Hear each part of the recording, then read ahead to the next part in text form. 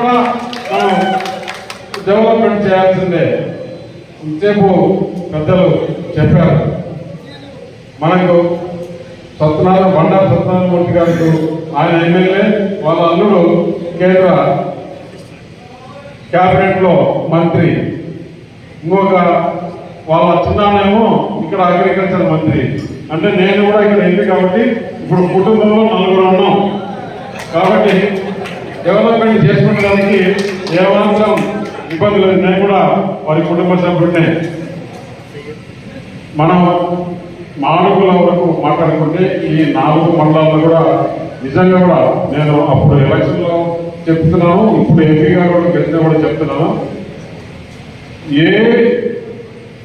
మన అనకాపల్లి పార్లమెంట్ నియోజకవర్గంలో ఏ పని చేయాలన్నా మొట్టమొదటిగా మాడుగులకి ప్రిఫరెన్స్ ఇస్తాము. ఎందుకంటే మాడుగుల మాత్రమే వెనుకబడి ఉంది. నేను ఎలక్షన్లో కూడా చెప్పినాను, నేను ఇక్కడ డెవలప్మెంట్ చేసి మొన్న వచ్చిన 30,000 కాదు, నెక్స్ట్ ఎలక్షన్లో 60,000 మీరు ఇచ్చే విధంగా చేసుకుంటామని చెప్పి తెలియజేస్తున్నాను. ఇప్పుడు మామూలుగా నన్ను 12 సంవత్సరాల నుంచి పార్లమెంట్లో ఉన్నా.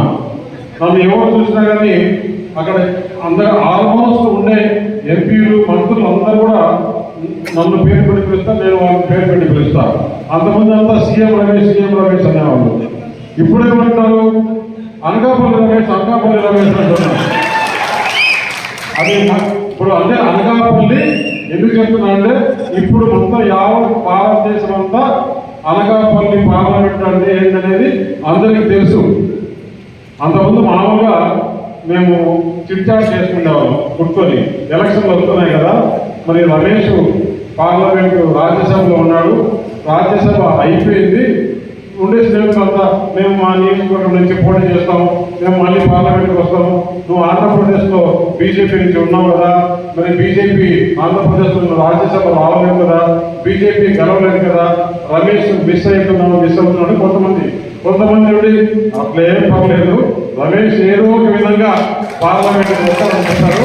దానికి కారణం ప్రధానమంత్రి నరేంద్ర మోడీ గారు మాపై నమ్మకం ఉంచి అనకాపల్లి పంపించడం, చంద్రబాబు నాయుడు ఇటు పవన్ కళ్యాణ్ గారు కూడా నన్ను బలపరచడం, మీరందరూ ఓటు వేసి బ్రహ్మాండంగా గెలిపించినందుకు అందరికీ కూడా మరొకసారి పేరు ధన్యవాదాలు తెలియజేస్తున్నాను.